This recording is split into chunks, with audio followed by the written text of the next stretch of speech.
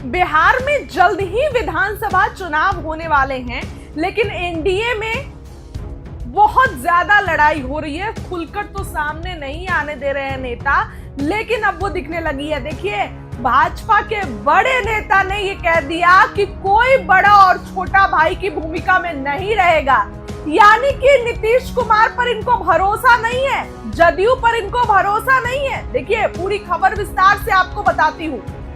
Media के एक सवाल के जवाब में दिलीप जायसवाल ने कहा कि इस बार कोई बड़े भाई और छोटे भाई की भूमिका में नहीं है, इस बार एनडीए चुनाव लड़ेगा। एनडीए नहीं, भाजपा कहने का मतलब था इनका।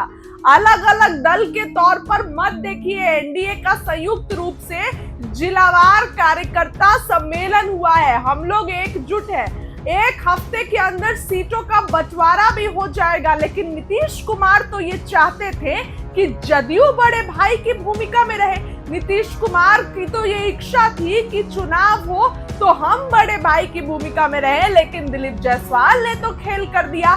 दिलीप जायसवाल ने कहा कि कोई बड़े भाई की भूमिका में नहीं रहेगा, यहाँ पर संयुक्त कार्यक्रम है। ऐसा क्यों कहा इन्होंने? उन्होंने आगे कहा कि केंद्र व बिहार सरकार लगातार सौगातें दे रही है। आज केंद्र सरकार ने बिहार के युवाओं को सौगात दी। पीएम मोदी का संवाद भी हुआ है। बिहार में चुनाव होना है और युवाओं के अंदर इच्छा शक्ति जगेगी। युवाओं को पता है कि उनके लिए काम सिर्फ एनडीए सरकार ही कर सकती है। उन्होंने कहा कि पीएम मोदी नीतीश के कार्यक्रम में बिहार को सौगातें मिल रही है, इस पर आरजेडी सवाल खड़े कर रही। दरअसल उनको समझ नहीं आ रहा है कि बिहार का कितना तेजी से विकास हो रहा है। आपके गठबंधन में क्या चल रहा है? नीतीश कुमार जी की तो ये इच्छा थी कि सीएम फेस नीतीश कुमार हो, उस पर भी आप लोग कुछ नहीं बोल रहे हैं, और जदयू ही बड़े भाई की भूमिका में रहे, लेकिन इस पर भी दिलीप जायसवाल कुछ नहीं बोल रहे हैं। दिलीप जायसवाल ने कहा कि कोई बड़े भाई की भूमिका में नहीं रहेगा। अरे क्यों भैया बड़े भाई की भूमिका में नहीं रहेगा? नीतीश कुमार तो ये चाहते हैं, उनकी पार्टी ये चाहती है कि सबसे ज्यादा सीट पर जदयू लड़े। तो आखिर दिलीप जायसवाल ने ऐसी बातें क्यों कही? देखिए दोस्तों, भाजपा ने महाराष्ट्र में खेल किया और ये खेल महाराष्ट्र में हुआ तो ये खेल बिहार में भी हो सकता है। भाजपा इन सभी चीजों में माहिर है और ऐसे में इस बार भाजपा ये पूरी कोशिश कर रही है कि नीतीश कुमार को रास्ते से हटाया जाए। नीतीश कुमार को जो है वो कैसे भी रास्ते से हटाए। तो ऐसे में भाजपा इस चीज में आगे है, अपना मुख्यमंत्री थोपने में। तो ऐसे में भाजपा कोई भी बड़ा काम कर सकती है। दिलीप जायसवाल ने ये बातें यूं ही नहीं कही है, इसके पीछे भी रणनीति है। दिलीप जायसवाल ने पहले ही क्लियर कर दिया कि इस बार कोई बड़े भाई की भूमिका में नहीं रहेगा। इस बार सब लोग जो है वो एक जैसे चुनाव लड़ेंगे। एक जैसे क्यों? जदयू हमेशा से चाहती है कि वो बड़े भाई की भूमिका में रहे। अब देखिए, आने वाले कुछ ही दिनों में चुनाव है और चुनाव के बाद क्या होगा ये लगातार विपक्ष बोलता है। लगातार ये विपक्ष बोल रहा है कि चुनाव के बाद भाजपा नीतीश कुमार के साथ कोई खेल कर देगी। चुनाव के बाद भाजपा जो है वो अपना ऑपरेशन लोटस चलाएगी और ये लीजिए, ये हमारे नए मुख्यमंत्री कर जो है वो कोई ना कोई खेल करेगी। क्योंकि वो अक्सर ये बोलते हैं कि बिहार भले ही मुख्यमंत्री नीतीश कुमार हो, भले ही बिहार के मुखिया नीतीश कुमार हो, लेकिन बिहार को दो गुजराती चला रहे हैं। तो ये सच में हो सकता है। आप देखिए ना, हर काम नीतीश कुमार की जो योजनाएं हैं उसको पीएम मोदी लॉन्च कर रहे हैं, उसको पीएम मोदी उसका उद्घाटन कर रहे हैं। तो आखिर ऐसा क्यों हो रहा है भाई? विधानसभा चुनाव है, नीतीश के चेहरे पर आप चुनाव लड़ रहे हैं, लेकिन नहीं, भाजपा अपनी एक अलग आइडेंटिटी बना के चल रही है और ये नजर आने लगा है। दिलीप जायसवाल के इस बयान से साफ है कि बिहार में भाजपा अपना कोई अलग प्लान बना रही है और बिहार में भाजपा एक अपनी अलग रणनीति चुपके चुपके बना रही है। आने वाले कुछ ही दिनों में चुनाव है और चुनाव में भाजपा कोई खेल कर सकती है। आप दिलीप जायसवाल का पूरा बयान सुने, आपने सुना भी उनका बयान कि उन्होंने क्या कुछ कहा। फिर से आप उनका बयान सुनिए, क्या कुछ कहते हैं। चुनाव आयोग को सबसे पहले भारतीय जनता पार्टी ने बधाई दिया कि 100 समय पारदर्शी और बेहतर तरीके से मतदाता सूची का प्रकाशन किया गया। इसके लिए चुनाव आयोग को बधाई के पात्र हैं। हम लोगों ने कुछ सुझाव दिए हैं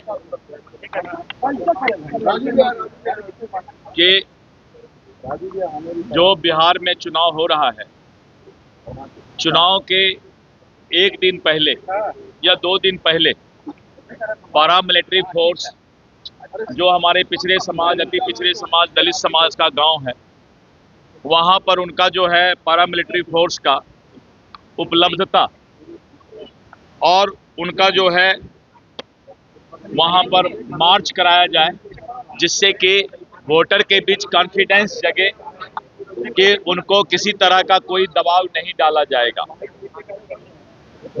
इसके साथ साथ हम लोगों ने जो दियारा क्षेत्र है, टाल क्षेत्र है, नदी के और बांध के अंदर जो लोग गांव सब है, वहां पर घुड़सवार की व्यवस्था की जाए, क्योंकि वहां पर बूथ लूटने की ज्यादा संभावना बनती है। विगत चुनाव में कुछ शिकायत मिला था कि वोटर पर्ची जो है सही समय पर मतदाता को नहीं पहुंच पाया। हम लोगों ने चुनाव आयोग से अनुरोध किया है कि वोटर पर्ची समय पर मतदाता को पहुंचाया जाए, लेकिन उसको पहचान का आधार नहीं बनाया जाए। इसके साथ साथ एसएमएस के माध्यम से और वेबकास्टिंग के माध्यम से जो है 1 दिन और 2 दिन पहले मतदाता को अलर्ट किया जाए कि आपके क्षेत्र में कल या परसों चुनाव होने वाला है। और इसके साथ साथ सीसीटीवी कैमरा से भी जो है उसका पूरा जो है देखने का काम, मॉनिटरिंग करने का काम किया जाए।